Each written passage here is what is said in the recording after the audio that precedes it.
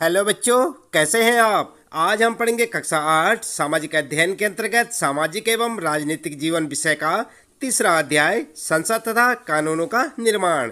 हम आपको बताएंगे इस पाठ से संबंधित प्रश्नों के उत्तर, लेकिन उससे पहले आइए देख लेते हैं एक झलक इस पाठ की, ताकि आपको पूरा पाठ अच्छे से समझ आ जाए और आप समझ सकें कि यहाँ पर जो कुछ बताया गया है किस प्रकार से आपको याद करना है। और इसके बाद जैसे ही यहाँ पर पाठ समाप्त होता है बच्चों, हम आपको लिए चलेंगे पाठ से संबंधित प्रश्नों के उत्तरों पर। आप उन्हें अपनी नोटबुक में नोट करें, उन्हें अच्छी प्रकार से याद करेंगे। तो देख रहे हैं ना आप, ये आपका पाठ 3।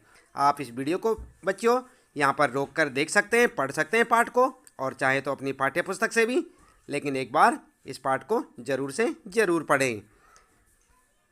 और ध्यान रहे बच्चों, इसी प्रकार सभी पाठों के प्रश्नों के उत्तर आप यहाँ से देख सकते हैं बच्चों। यदि अभी तक आपने चैनल को सब्सक्राइब नहीं किया तो चैनल को सब्सक्राइब अवश्य कर दें, बेल आइकन भी दबा दें, ताकि आपको आने वाली प्रत्येक पाठ की वीडियो की नोटिफिकेशन मिलती रहे। और इसी प्रकार देखते रहें वीडियो, लगातार जुड़े रहें हमारे साथ और जानते रहें अपने सारे प्रश्नों के उत्तर। तो देखा बच्चों आपने, यहाँ पर जो है आपका ये पाठ पूरा समाप्त हो जाता है। चलिए जान लेते हैं यहाँ पर पाठ से संबंधित प्रश्नों के उत्तर। सबसे पहला प्रश्न है यहाँ पर आपका, राष्ट्रवादी आंदोलन ने इस विचार का समर्थन क्यों किया कि सभी वयस्कों को मत देने का अधिकार होना चाहिए। तो क्या लिखेंगे आप उत्तर में। आपने पाठ में पढ़ा होगा बच्चों, उत्तर में आप लिख सकते हैं, हमारे राष्ट्रीय आंदोलन ने इस विचार का समर्थन किया कि सभी वयस्कों को वोट देने का अधिकार है, क्योंकि स्वतंत्रता के लिए हमारे संघर्ष में जीवन के सभी क्षेत्रों के लोगों ने भाग लिया था। वे विभिन्न पृष्ठभूमियों से आए थे और एक स्वतंत्र, समान और स्वतंत्र राष्ट्र की अपनी आकांक्षाओं में एकजुट थे, जहां निर्णय लेना लोगों के हाथों में होगा। ऐसा करने का एकमात्र तरीका चुनाव के माध्यम से होगा। आम लोगों को एक सुविधाजनक स्थान प्रदान करना, जहां से वे एक ऐसी सरकार के लिए सहमति दे सकें और उसे मंजूरी दे सकें जिसे चुनने का अधिकार उन्हें है। ठीक है बच्चों, इस प्रकार से आप लिख सकते हैं अपने पहले प्रश्न का उत्तर। इसके बाद दूसरा प्रश्न है यहाँ पर आपके लिए, बगल में 2004 के संसदीय चुनाव क्षेत्रों का नक्शा दिया गया है। इस नक्शे में अपने राज्य के चुनाव क्षेत्रों को पहचानने का प्रयास करें। आपके चुनाव क्षेत्र के सांसद का क्या नाम है, आपके राज्य से संसद में कितने सांसद जाते हैं, कुछ निर्वाचन क्षेत्रों को हरे और कुछ को नीले रंग में क्यों दिखाया गया है। और आप देख सकते हैं बच्चों, आपकी पाठ्य पुस्तक में इस प्रकार से आपको एक नक्शा दिखाई देगा। आप देख रहे हैं इसमें कुछ हरे रंग के और कुछ नीले रंग के यहाँ पर दर्शा रखा है। तो बच्चों इस प्रश्न का उत्तर आप अपने हिसाब से लिख सकते हैं, क्योंकि अलग अलग क्षेत्रों में सांसदों की संख्या और उनके नाम अलग अलग हैं। इसलिए आप ध्यान दें, आप अपने माता पिता या शिक्षकों की इस प्रश्न के उत्तर में मदद ले सकते हैं। इसके बाद तीसरा प्रश्न है बच्चों, अध्याय 1 में आपने पढ़ा था कि भारत में प्रचलित संसदीय शासन व्यवस्था में 3 स्तर होते हैं।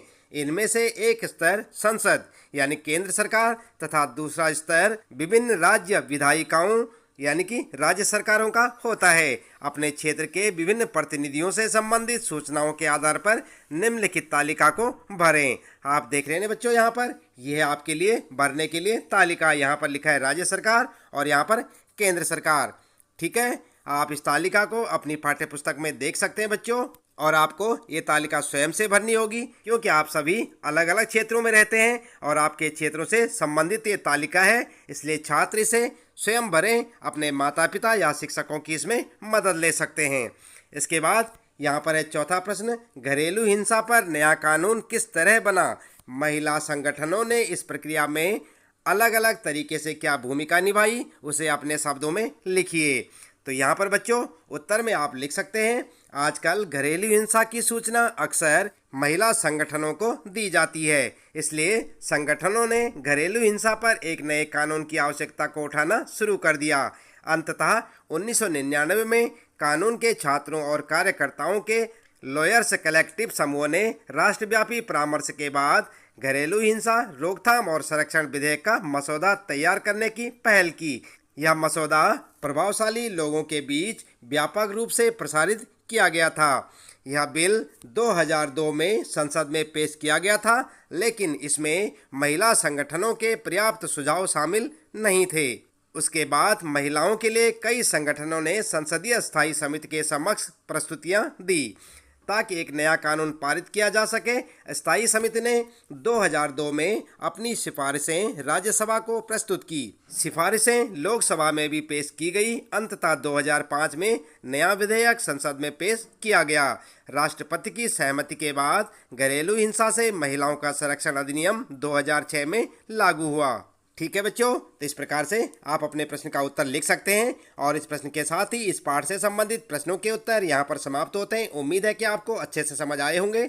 इसी प्रकार हर रोज कक्षा 8 सामाजिक अध्ययन के सभी विषयों के सभी पाठों के प्रश्नोत्तर जानने के लिए आप लगातार देखते रहें वीडियो, जुड़े रहें हमारे साथ। और यदि आप चैनल में पहली बार आए हैं तो चैनल को सब्सक्राइब अवश्य कर दें, बेल आइकन भी दबा दें बच्चों, ताकि आपको आने वाली प्रत्येक पाठ की वीडियो की नोटिफिकेशन मिलती रहे। मिलते हैं अगली वीडियो में नए पाठ के कुछ नए प्रश्नोत्तरों के साथ।